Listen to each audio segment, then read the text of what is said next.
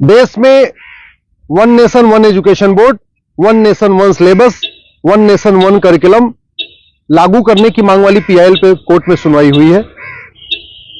हमने ये मांग किया है कि राइट टू एजुकेशन एक्ट को बदल के राइट टू इक्वल एजुकेशन बनाया जाए और पूरे देश में सिलेबस कॉमन किया जाए। बंगाल वाला बंगाली में पढ़े, गुजरात वाला गुजराती में पढ़े, महाराष्ट्र वाला मराठी में पढ़े, तमिलनाडु वाला अपनी तमिल में पढ़े, लेकिन सिलेबस और करिकुलम एक समान होना चाहिए। फिजिक्स का, केमिस्ट्री का, मैथ का, जूलॉजी का, बॉटनी का, इंग्लिश का, हिंदी का, संस्कृत का, ये सारे सिलेबस कॉमन होने चाहिए पूरे देश में। और वो इसलिए जरूरी है क्योंकि सारे के सारे कॉम्पिटिटिव जो एग्जाम हो रहे हैं उनका पेपर एक हो रहा है। इंजीनियरिंग का एक ही एग्जाम होता है पूरे देश के लिए, मेडिकल का एक ही एंट्रेंस एग्जामिनेशन होता है पूरे देश के लिए, एनडीए का एक ही एग्जाम होता है पूरे देश के लिए। इसी तरीके से आईएएस का जो पेपर होता है वो सबके लिए कॉमन होता है, पीसीएस का पेपर सबके लिए कॉमन होता है, बैंक का पेपर सबके लिए कॉमन होता है, रेलवे का पेपर सबके लिए कॉमन होता है।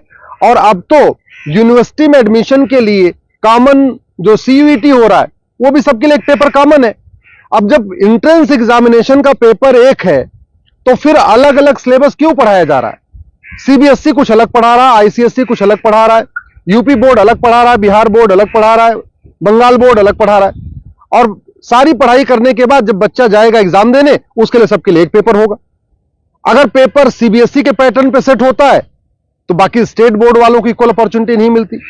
अगर जो एंट्रेंस एग्जामिनेशन का पेपर है इंजीनियरिंग का, मेडिकल का, एनडीए का, बैंक का, रेलवे का, अगर वो आईसीएसई बोर्ड के पैटर्न पे होता है तो सीबीएसई बोर्ड वालों को और बाकी स्टेट बोर्ड वालों को फिर इक्वल अपॉर्चुनिटी नहीं मिलती। राइट टू एजुकेशन हमारा फंडामेंटल राइट है, इसलिए हमने कोर्ट से यह कहा है कि आप केंद्र सरकार को निर्देश दीजिए, एनसीईआरटी को कहिए एक कॉमन सिलेबस, कॉमन करिकुलम तैयार करे। आज की डेट में जो नवोदय स्कूल है वो पूरे देश में उसका सिलेबस कॉमन है, जो आपका केंद्रीय विद्यालय है उसका सिलेबस भी कॉमन है। और अगर आप बाहर देखिए, अमेरिका में यूनिफॉर्म एजुकेशन है, चाइना में यूनिफॉर्म एजुकेशन है, फ्रांस में यूनिफॉर्म एजुकेशन है, जापान में यूनिफॉर्म एजुकेशन है, सिंगापुर में यूनिफॉर्म एजुकेशन है, रसिया में यूनिफॉर्म एजुकेशन है, दुनिया के कई देशों में यूनिफॉर्म एजुकेशन होता है, यानी सिलेबस करिकुलम सबका कॉमन होता है।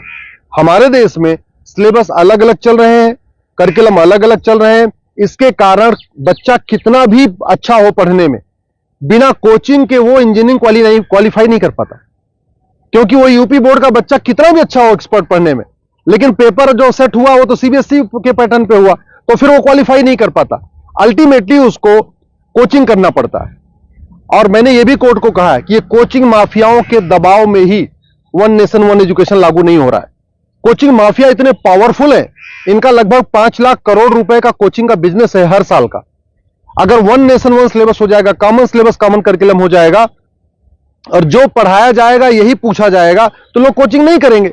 जो मेहनती बच्चे होंगे वो अपनी पढ़ाई करेंगे और उसके बाद एंट्रेंस क्वालिफाई कर लेंगे। लेकिन ये कोचिंग माफियाओं ने ऐसा सिस्टम बना दिया है कि पहली बात तो वन नेशन वन सिलेबस नहीं होने दे रहे, वन नेशन वन एजुकेशन नहीं होने दे रहे, और दूसरा जो 10वीं 12वीं में पढ़ाया जाता है वो एंट्रेंस एग्जाम में पूछा नहीं जाता, जो एग्जाम में पूछा जाता है वो 10वीं 12वीं में पढ़ाया नहीं जाता। इसका मेन ये कारण है कि कोचिंग माफियाओं ने पूरे हमारे एजुकेशन सिस्टम को हाईजैक किया हुआ है। और दूसरी बात ये भी है, जो बुक माफिया है, पब्लिशर है, ये नहीं चाहते कॉमन सिलेबस कॉमन करिकुलम हो, क्योंकि अगर कॉमन सिलेबस कॉमन करिकुलम हो जाएगा और सिलेबस कांस्टेंट रहेगा, 2 साल 3 साल 4 साल तक वही रहेगा, तो फिर जो पब्लिशर है इनकी किताब कोई नहीं खरीदेगा, लोग एनसीईआरटी किताब खरीद लेंगे। जो एनसीईआरटी छापेगा अगर वही लोग किताब में स्कूल में चलाएंगे तो एनसीईआरटी किताब 100 रुपए की मिलती है, प्राइवेट पब्लिशर उसको 500-1000 रुपए की बेचते हैं। तो बुक माफिया नहीं चाहते कि कॉमन सिलेबस कॉमन करिकुलम हो, एनसीईआरटी किताब हर जगह लागू हो। कोचिंग माफिया नहीं चाहते यूनिफॉर्म सिलेबस हो, यूनिफॉर्म करिकुलम हो, वन नेशन वन सिलेबस हो। और स्कूल माफिया नहीं चाहते कि one nation one education board हो। सीबीएसई बोर्ड वाले चाहते हैं कि उनका सीबीएसई बोर्ड अलग से चलता रहे, जिससे उनकी दुकान चलती रहे।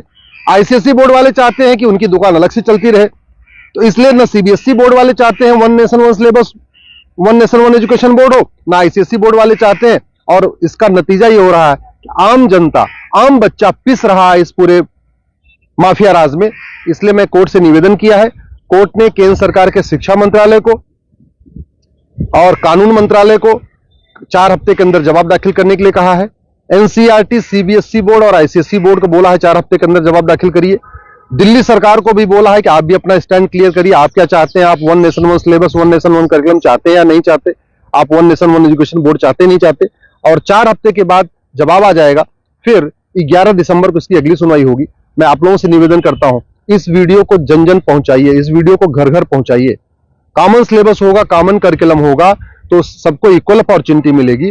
यूनिफॉर्म एजुकेशन से सबसे बड़ा फायदा होगा, जातिवाद खत्म होगा, क्लासेस खत्म होगी, भाषावाद खत्म होगा, क्षेत्रवाद भी खत्म होगा और जिहाद और मजहबी उन्माद भी खत्म होगा।